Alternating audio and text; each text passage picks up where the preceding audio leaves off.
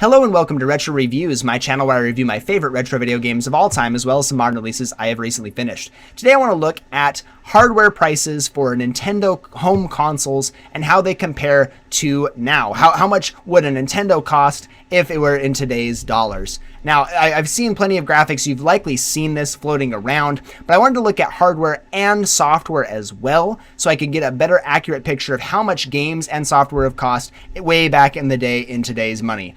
I wanted to make sure I was as accurate as possible, so I did a lot of research. Software is really hard to find MSRPs for when they debuted in the US, so I did my very best. I found as many reputable sources as I possibly could, and I dispelled plenty of sources as well. If you've seen Reddit posts with like little images of catalogs showing like super expensive SNES games, it's likely that those are in Canadian prices, and they omit that in the Reddit post to make it look even worse than it actually absolutely was.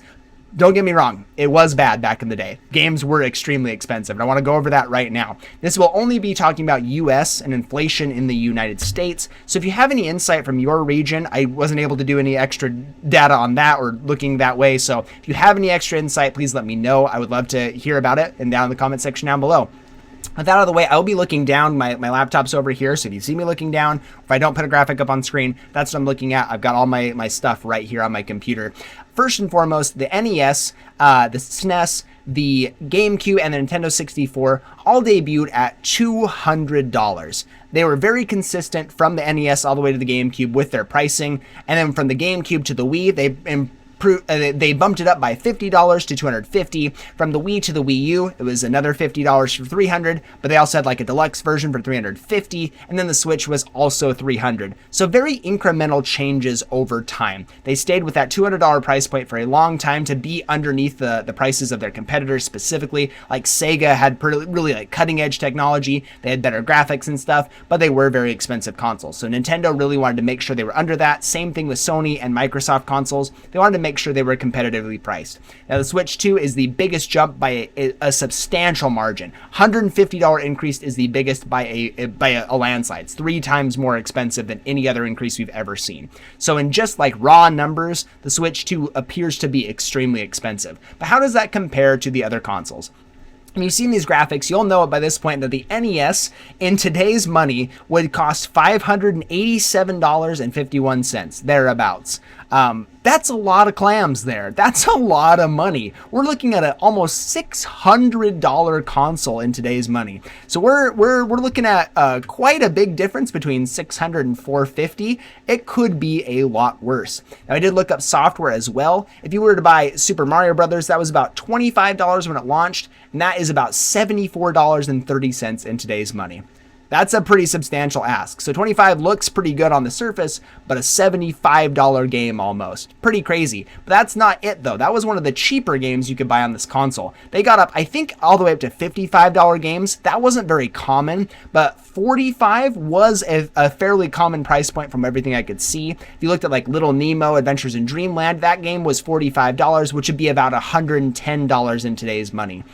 Insane. The prices ranged pretty dramatically on the NES, and the reason that NES and SNES games were so expensive is the cartridge format. The technology was very cutting edge, it was very expensive to make, so everything was as expensive across the board. So I can say back then, the technology was so new and so innovative, that's the reason it cost so much. As like the technology got easier to work with and everything, cartridges became a little more cheaper to make, and then CDs came out, and those were especially cheaper to produce and everything. So it started off pretty bad. They were really expensive. $110 video game, I can't imagine paying for that right now. I know there have been like rumors that GTA 6 could be $100.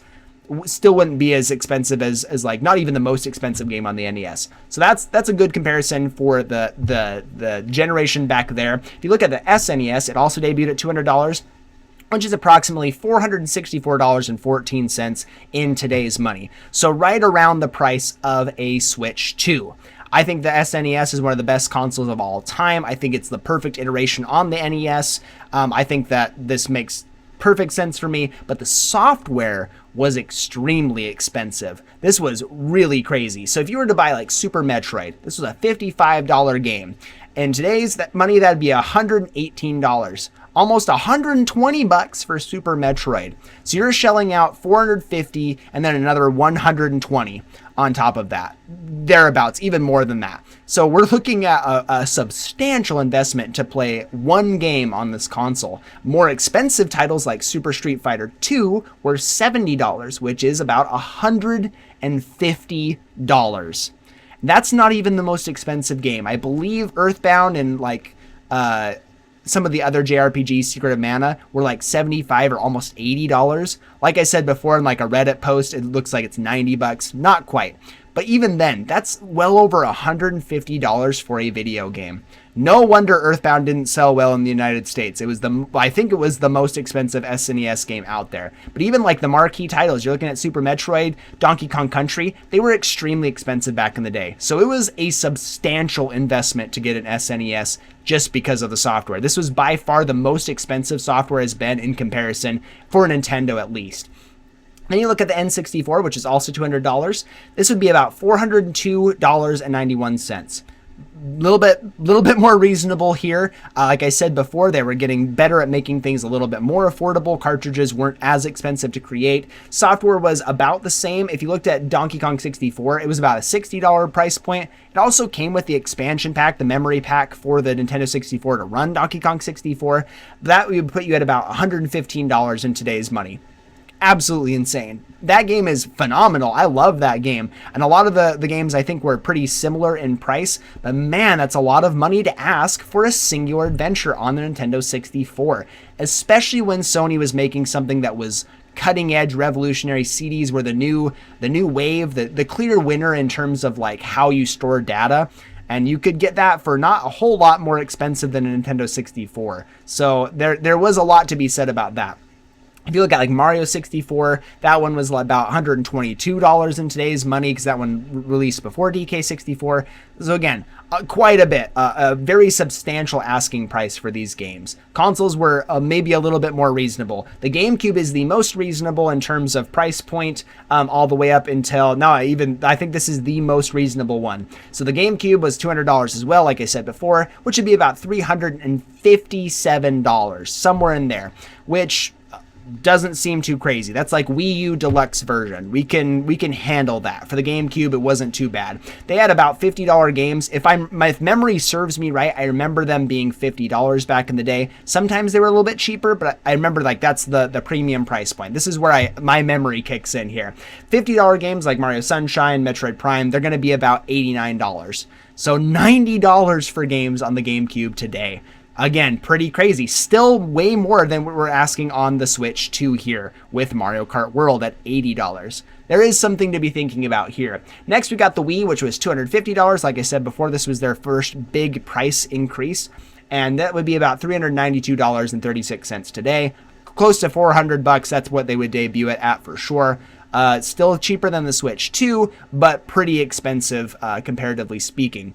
If you looked at the games back then, they also had $50 games. Wii Play would be about $80 today, and Skyward Sword would be about $70. So again, substantial investment for these consoles.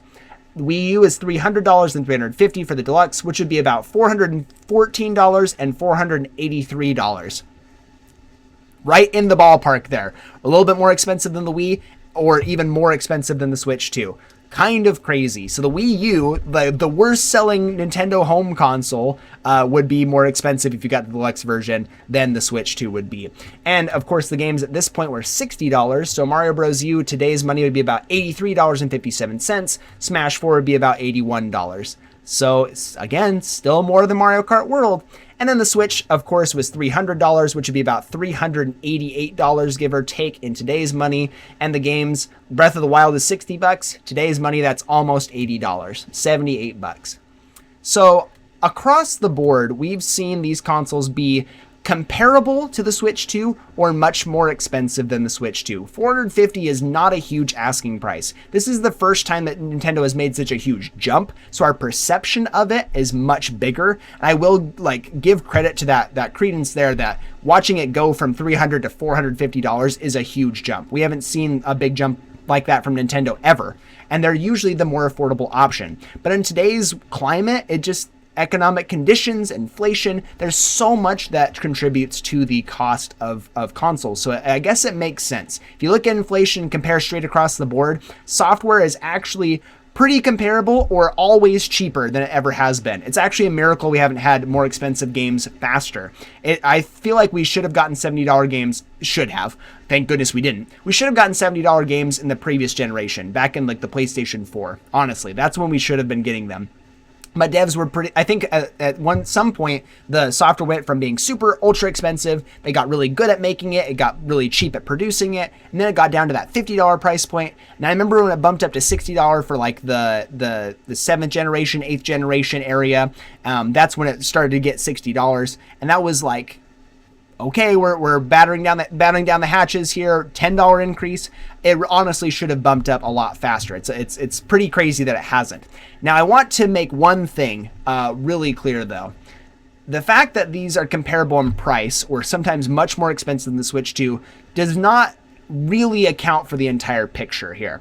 I did watch the Actman's video on this a few weeks ago. He talked about this exact same thing, and he brought up a point that I hadn't considered before and made me do some more research on, and that is the like cost of living, average wages, and everything that goes along with that. So here in the US, wages have not kept up with inflation in any way, shape, or form. Wages have gone down, like have just stayed pretty stagnant across the board here.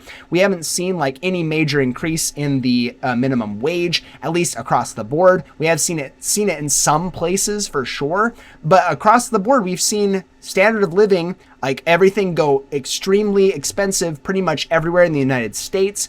But minimum wage stayed exactly the same. So over the course of, 1985 to now 2025, we're looking at a 40-year difference. We haven't seen wages go up nearly enough to keep up with inflation. So while yes, the NES was almost $600 back in the day, and software could cost you well over $100 if you're comparing numbers, discretionary income back then was substantially easier to have. There were definitely times where that wasn't the case. We had the Great Recession here in the United States. That was a bad time, for sure. And that's probably not a time to be buying video games and having discretionary funds to just be having fun with it. But other than that, and most places in time, we have not seen standard of living go up so much. Like, I guess like the cost of living, excuse me, I've said standard, cost of living go up so much and wages not keep up with it. So at this point in time in the United States, it's much more expensive to buy a Switch 2, despite the numbers being pretty even, because you don't have the extra funds. They're not just floating around. Everything costs more. Food costs more, gas costs more, housing is insane, housing has exploded, everything is way more expensive, and we don't have the funds to keep up with it. So while I will defend like prices to some degree, there's just nothing you can do. It's pricing out so many people here. And whether that's the company's problem or not, maybe is a different question to be asking, but it is hard to stomach here. There's so many people I've seen in my comments on my videos on the Switch 2 after the price point comes out and everything say that it's just too expensive. It's pricing them out. Especially I've seen some comments from people in other places in the world where they say, yeah, cost of living is is not keeping up. Like a $450 console is way too expensive for how much we make on average here. And that just kind of sucks. And like I said before, Nintendo's been the one to kind of be the cheaper option, to be the one that's more accessible to everybody. So seeing $450 consoles and $80 games at a time where no one can really afford that unless you've specifically been saving up or you just have a really good income, it's just hard to stomach here. And then to see Microsoft bump their consoles up $100 and their games up to $80. It's just this is the wave now. We're seeing this just unfold in front of our eyes, and unless things get better economically worldwide, gaming's just going to become one of those hobbies that unless you just have a lot of money, you don't get to be an active participant in it. I recall the GameCube era and being where everybody had a console. You could go to someone's house, they would have a GameCube, they'd have a PlayStation 2, or they'd have an Xbox. You could play and have a great time. Probably had a bunch of games and lots of controllers. Now it's freaking expensive. If I want to get a Switch 2, $450. If I want to get a Pro controller, that's another like $85 or $85. Then the Joy-Cons, want to get an extra one of those, that's a $90 or $95. it's just a lot to ask at a time where people don't have the funds. So that's my analysis here. While the prices are similar, cost of living has gone up so much and everything is just so expensive that gaming has kind of been priced out here. Let me know in the comment section down below what you think. Thank you so much for watching, and I'll see you on the next one.